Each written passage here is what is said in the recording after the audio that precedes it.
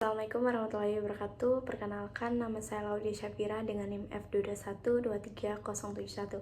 Kali ini saya akan menjelaskan tugas konsep mikro yang dimana pertama itu yaitu programming pada pendahuluan, yaitu pembangunan ini bertujuan untuk menciptakan pusat peradaban dan ibadah yang inklusif sebagai ikon arsitektur religi yang mengakar pada nilai lokal dan juga mempererat ukhuwah Islami secara legalitas.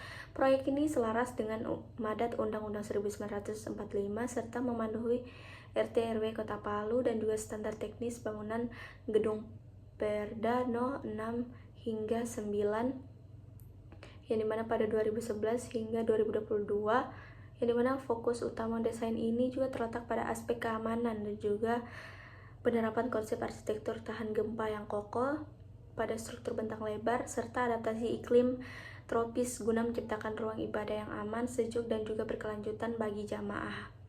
Dan juga masuk pada fungsi yang dimana sebagai fungsi peribadatan ubudiyah dan juga pusat edukasi, pusat interaksi sosial dan juga kemasyarakatan, dan juga fungsi perabadatan ekonomi dan juga kesejahteraan.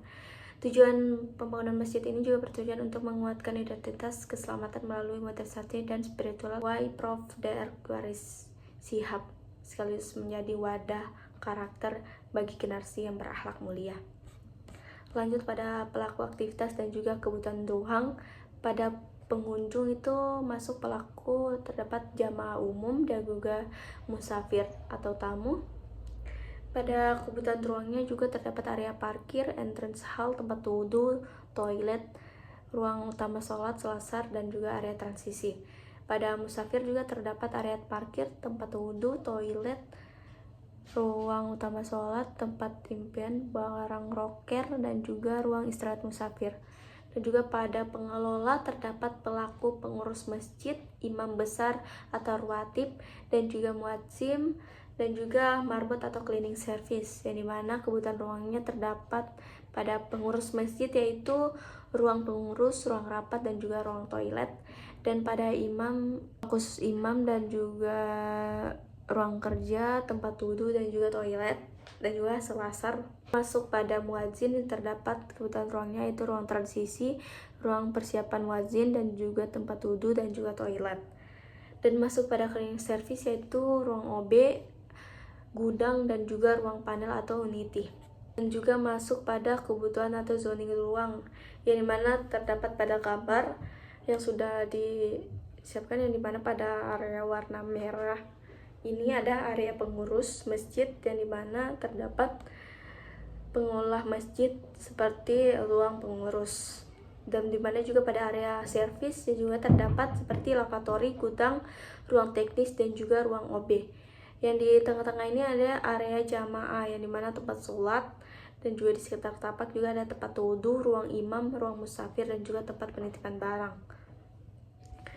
Dan juga di samping-sampingnya itu sudah terdapat tempat parkir atau area parkir. Dan juga masuk pada hubungan atau organisasi ruang, yang dimana pada tabel hubungan ruang ini sudah terdapat di sini pada keterangannya, yang dimana warna biru itu sangat erat atau akses langsung, pada warna kuning itu terdapat cukup erat atau akses tidak langsung, dan pada warna merah itu tidak erat atau jauh, yang dimana tabel hubungan ruang itu terdapat tempat wudhu, tempat sholat, lavatory, ruang teknis, ruang OB, gudang, tempat penitipan barang, ruang pengurus, ruang imam, ruang musafir, pos keamanan, dan juga parkir. Pada organisasi ruang sudah dijelaskan ini di sini ada berbagai macam, yang dimana ada warna biru itu ruang publik, dan juga pada warna pink itu semi publik, warna kuning ini yaitu service, yang pada warna merah itu area privat.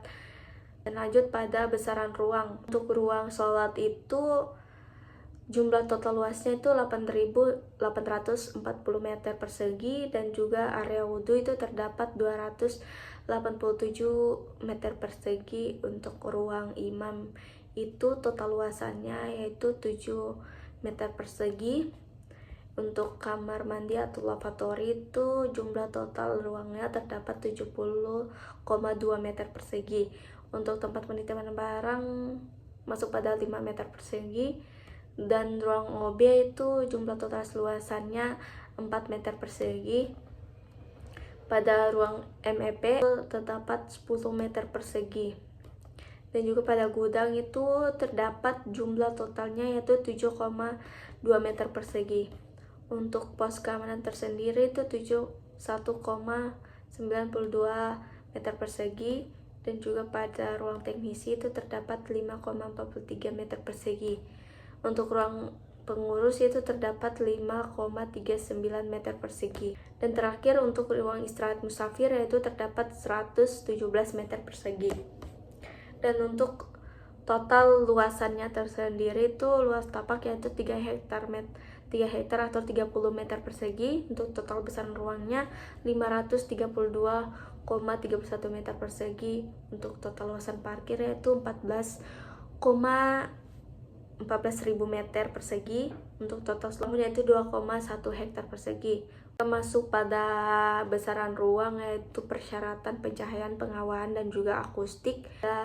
Substruktur yaitu saya memilih struktur sistem pondasi berpal yang dimana dibuat dengan cara ngebor tanah terlebih dahulu, kemudian lubang tersebut dengan tulangan baja dan juga sehingga terbentuknya tiang pondasi yang kuat di dalam tanah. Ini dimana masuk juga kelebihannya yaitu minim getaran, daya dukung yang sangat kuat, akses fleksibel dan juga kedalaman akurat, tidak berisik dan juga tanpa geser tanah. Superstruktur atau sistem struktur bentang lebar itu sudah terpilih yaitu struktur sel, yang dimana cara kerja struktur sel sendiri dengan menyalurkan beban ke seluruh permukaan melalui gaya tarik dan juga tekan yang mengikuti bentuk lengkungan karena kekuatan terletak pada geometri bentuk. Dan juga struktur ini bisa dibuat sangat tipis namun tetap kaku dan kokoh untuk menutupi ruang luas tanpa perlu tiang di tengahnya.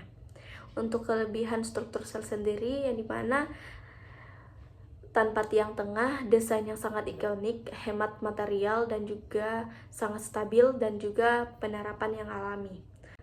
Masuk pada sistem struktur kolom dan juga balok yang dimana dimensi struktur masjid utama yang dimana masuk pada kolom utama itu ada 60 hingga kali 60 cm. Dan juga pada kolom sekunder itu 40 sampai 40 cm. Dan balok induk itu 30 sampai 60 cm, balok anak itu 20 sampai 60 cm. Dan plat lantai biasanya tebal sampai 12 hingga 15 meter. Plat lantai tribun mezain tebal hingga 15 sampai 20 meter persegi.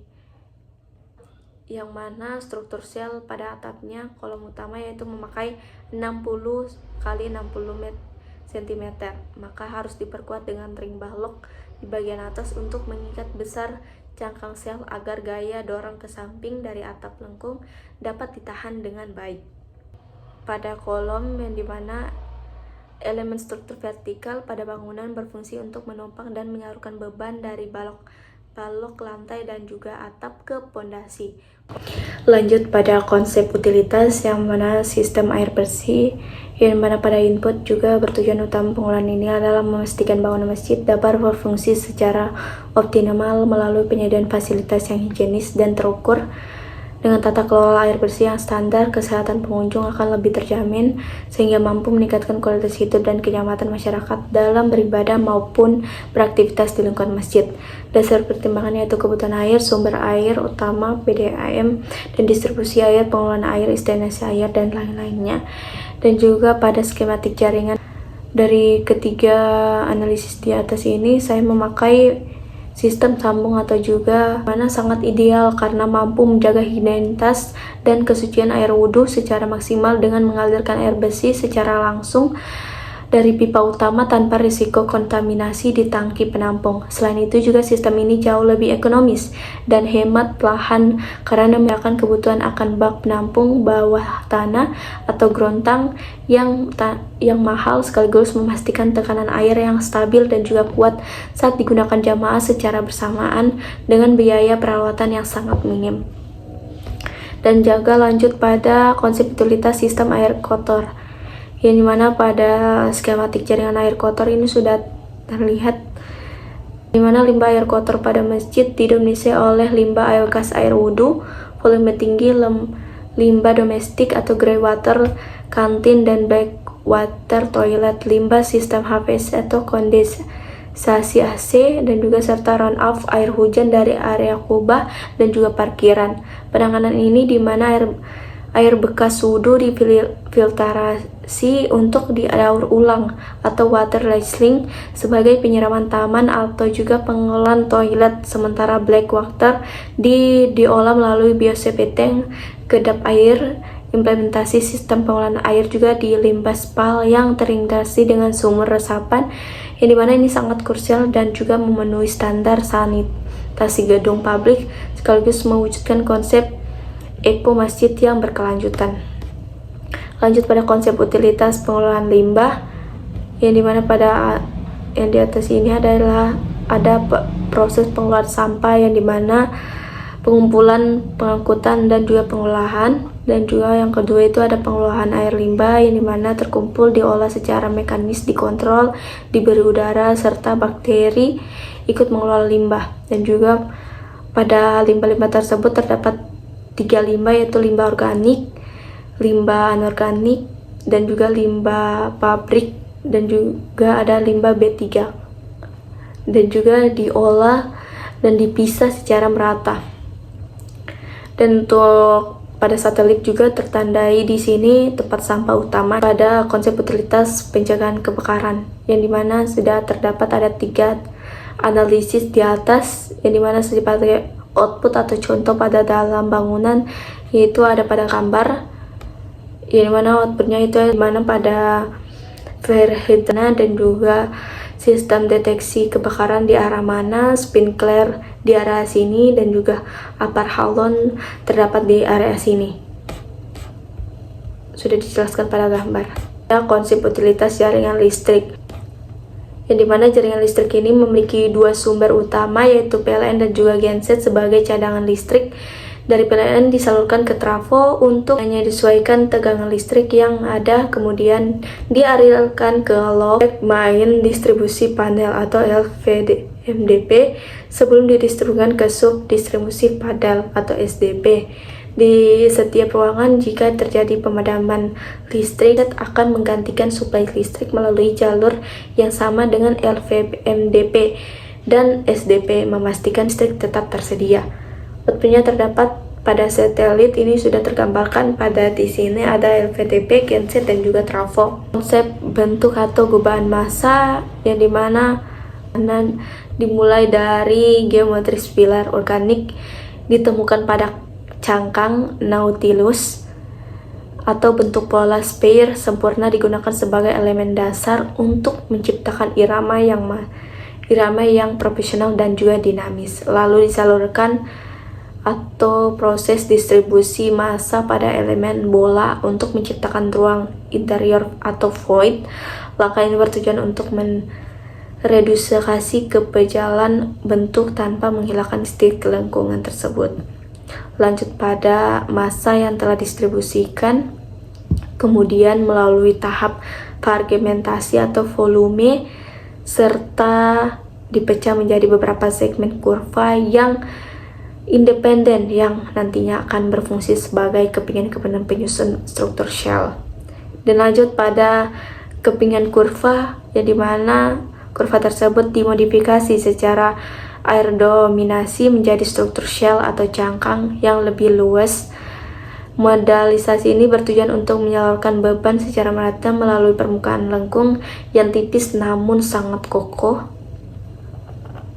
Nah, masuk pada komposisi akhir atau menampilkan integrasi antara struktur shell dan juga saling tumpah tindih. Yang dimana overlapping dengan konsep layering, penggunaan menara yang vertikal sebagai elemen aksen. Terdapat 3 gambar yang dimana menciptakan keseimbangan visual terhadap dominasi massa horizontal yang melengkung. Bisa dilihat pada gambar. Itu saja presentasi konsep makro, mikro, dan juga struktur dan juga utilitas. Sekian, terima kasih. Mohon maaf bila ada salah kata. Assalamualaikum warahmatullahi wabarakatuh.